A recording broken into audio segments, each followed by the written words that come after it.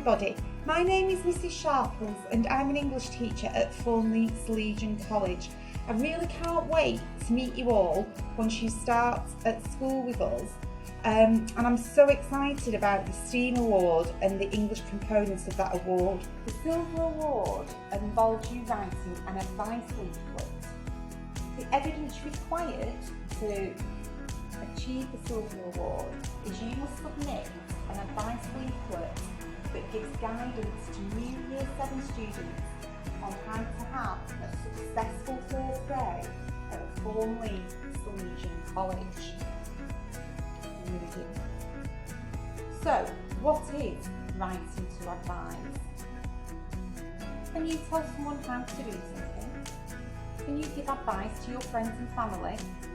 Can you make suggestions? May, might, can, could. Well, then you can write to advise. When writing to advise, you should be confident about what you are saying, give the information to help the reader make a decision, give your opinion on what the reader should do, offer the reader a choice of actions where appropriate, refer to the reader's individual problem, refer to the reader by name, and respond emotionally.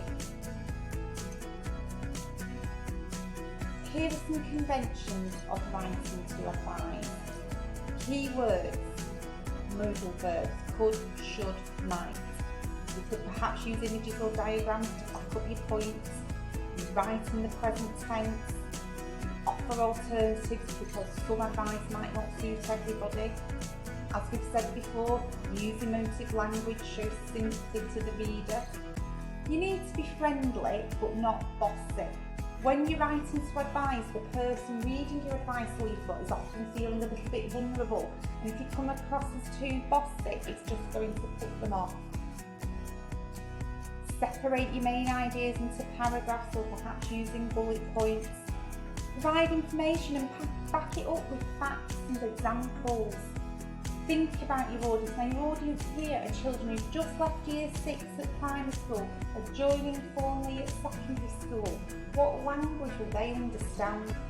When you are writing to advise, a really important feature of this kind of writing is using modal verbs. We use modal verbs to show if believe something is certain, probable or possible. Now, here are just some examples of modal verbs: may, must, could, might, should, shall, will, can, would. The reason modal verbs are an important feature of writing to advise is they're quite softly, gentle. And coming back to that idea of the person reading your advice leaflet about starting Thornley might be feeling a little bit worried that if you use modal verbs, it means that overall tone is really nice. You have to balance that with giving the person some quite specific advice and guidance. And this is where imperatives can be really helpful. Just some examples here about advice on bathing a dog. Tie up your dog, fill a large basin, add a small quantity of pet shampoo and so on. The evidence required to pass this task is that you must submit an advice leaflet that gives guidance to new Year 7 students on how they can have a successful first day at Thornley Legion College. The first thing you need to do is watch this video from BBC Bitesize, where we have some children who are already at secondary school looking back and reflecting upon their first day. Now you've watched the video, your task is to produce the advice leaflet. So at the top of the leaflet, you need your title for the leaflet, and then underneath just a very brief 1-2 sentence welcome message. Remember that tone to be really reassuring to the reader. Your advice leaflet is going to be split into these 4 sections. Each section, you will outline the problem and then give the solution. So for example, the first section, getting to school. You're going to want to maybe explain that for some people, it might be a worry about getting on the school bus. So then you say, don't worry, a simple solution is, and then give the advice about how to overcome that problem.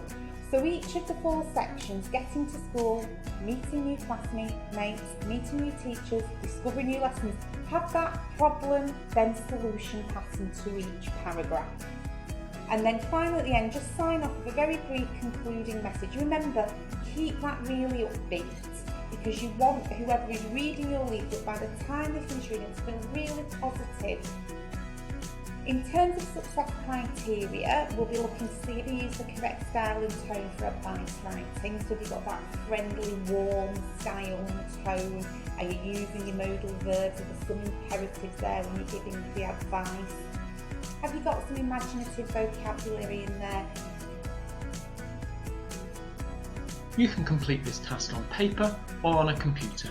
If you complete this task on paper, hand it directly to Mrs. Sharples when you start at Thornleigh Salesian College. You can submit your work online on Google Classroom. Go onto the English Silver task, and then you can submit a document. Remember to click Hand In once you're done. Once you've finished writing, you need to do some quality assurance, so you're handing in the very best product. You need to revise your writing and you need to edit it, something I call arms and cuts. So when you're revising your work, you need to add sentences or words, remove unnecessary words or sentences, perhaps move sentences or words around, or substitute words or sentences for others. That's just going to make your writing better quality. In terms of editing your work, I use the acronym CUPS. This will make your writing more accurate. Look at your capital letters, look at your usage of your nouns and your verbs, look at your punctuation, look at your spelling. If you notice any areas in your CUPS, make sure you correct them before you submit.